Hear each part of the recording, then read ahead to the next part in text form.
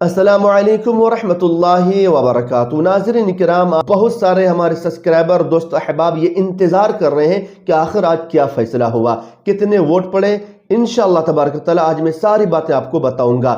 एक काम कीजिए, सबसे पहले आप ये देखिए कि सदन में, पार्लियामेंट में मुहिब्बुल्लाह नदवी और शेर बबर असदुद्दीन ओवैसी कि मैं वाहिद आदमी हूं इस सदन में जिसमें वन मैन कमेटी आपके द्वारा बनाई गई सरकार के, और मैं उसमें पेश हुआ 123 प्रॉपर्टी में। जस्टिस आर्यन ने जो रिपोर्ट पेश की, आज तक वक्फ बोर्ड को नहीं बताया गया, चूंकि वो आपकी मंशा के खिलाफ थी और गवर्नमेंट की मंशा के मुताबिक नहीं थी। 123 प्रॉपर्टी में जब मंशा के खिलाफ हमारे नहीं आई, मंशा के मुताबिक नहीं आई, तो हमने 2 मैन कमेटी बनाई और 2 मैन कमेटी ने भी कोई रिपोर्ट वक्फ बोर्ड को नहीं दी, जबकि वक्फ एक्ट जो है 1995 जो है वो पार्लियामेंट से पास शुदा है कि हम पार्लियामेंट के जो एहतराम है उसका नहीं कर रहे, उसके हुकूक का। इसी तरह से सर सूबाई हुकूमतों को इख्तियार दिया गया।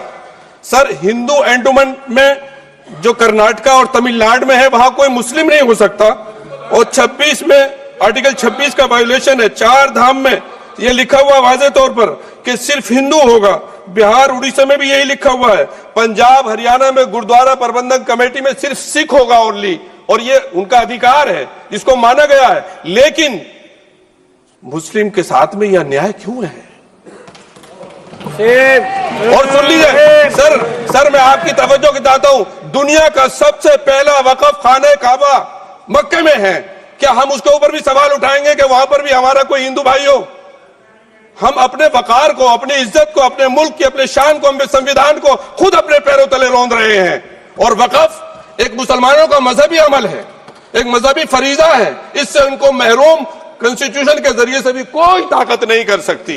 सर ये हम बहुत बड़ी गलती करने जा रहे हैं, जिसका खुमियाजा हमें अभी नहीं सदियों तक हम भुगतते रहेंगे, क्योंकि हम खुद अपने कॉन्स्टिट्यूशन को, संविधान को, उसकी पामाली कर रहे हैं। अगर हमें इस सिलसिले में, मैंने सर पूरा मैंने उसको बद्दहब से पढ़ा है, और मैंने पूरी 40 तरामीम जो उसमें गलत है उसको लिखकर जो है वो मैं लेकर आया हूं। सर इसके जरिए से सरकारी अमले को बाज़ाब्ता तौर पर यह हक आखिर तो कलेक्टर को दिया जा रहा है, सर्वे कमिश्नर के इख्तियारात खत्म किए जा रहे हैं। आखिर सर्वे कमिश्नर भी तो गवर्नमेंट ऑफ इंडिया का होता है। सर ऐसे कैसे कर सकते हैं हम? और फिर सर उसमें मेरे मजहब के मुतालिक चीजें हैं, तो वो कैसे कोई दूसरा तय करेगा? क्या कुरान में क्या लिखा है, फिक़ा में क्या लिखा है, इस्लाम में क्या लिखा है, ये आप तय करेंगे या मैं तय करूंगा? सर इससे हम मजहब में दखल अंदाजी कर रहे हैं, इंटरफेरेंस ऑफ द रिलीजन कर रहे हैं। सर इस तरह के कवानीन से मुल्क की शाख को नुकसान पहुंचेगा। कॉन्स्टिट्यूशन की स्पिरिट हम खत्म कर देंगे, और अगर ये होगा तो कोई भी अकलियत, कोई भी माइनॉरिटी अपने आप को हिंदुस्तान में सेफ नहीं करेगी। पिछले दिनों सिखों के साथ भी ये हुआ, और कुछ ईसाई भाइयों के साथ भी इस तरह के वाकयात हुए हैं, जिसकी वजह से सब लोग अपने आप को असहाय महसूस कर रहे हैं। 10 साल से जो मुल्क में माइनॉरिटीज के साथ, उनके हुकूक के साथ, उनके रिलीजन फ्रीडम के साथ जो खिलवाड़ किया जा रहा है, उससे रूह कांप जाती है। और ऐसा महसूस होता है कहीं ऐसा ना हो कि जनता इन हुकूक के लिए, कॉन्स्टिट्यूशन को बचाने के लिए। आप दुश्मन है मुसलमानों के, उसका सबूत ये बिल है। गवर्नमेंट कह रहे हैं कि हम महिलाओं को दे रहे हैं। मुझे यकीन है कि आप बिल्किस बानो को और ज़किया जाफरी को मेंबर बनाएंगे, मुझे यकीन है।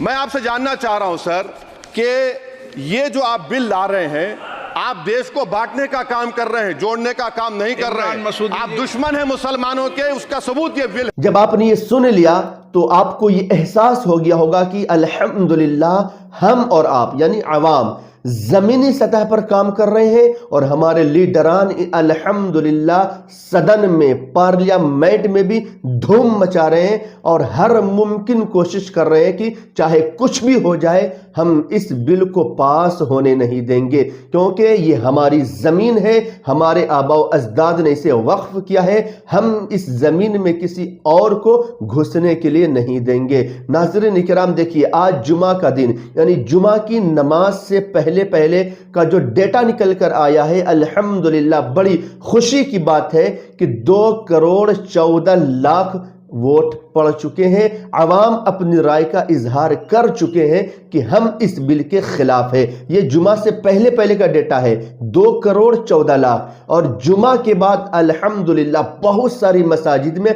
बैनर लगाए गए, मैं खुद लगाया हूं अल्हम्दुलिल्लाह। उस पर एक वीडियो में आपको लेकर आऊंगा बहुत जल्द कि किस तरह बैनर लगाए हैं और किस तरह लोगों की रहनुमाई किए हैं कि आप स्कैन करें। किसी को स्कैन करना नहीं आया तो मैं खुद आगे चलकर उससे बताया हूं, और बहुत सारे नौजवान को मैंने सेटिंग करके जगह जगह ठहरा दिया था ताकि किसी को स्कैन करना ना आए तो उसे स्कैन करके दे दें। तो नाज़रीन किराम, कहने का मसला यह है कि आज फैसला कुछ नहीं हुआ है।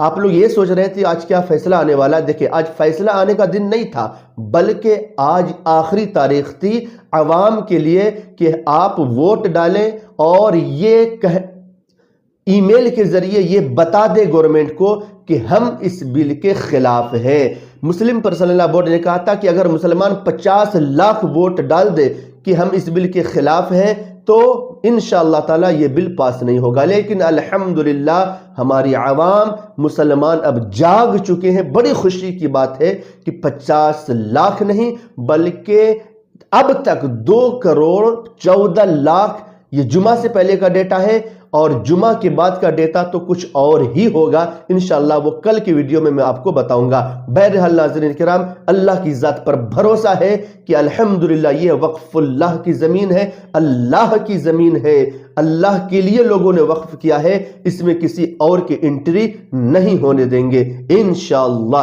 आप लोग कमेंट बॉक्स में इंशाअल्लाह ज़रूर लिखें, वीडियो को शेयर करना ना भूलें। अस्सलामु अलैकुम व रहमतुल्लाहि व बरकातहू।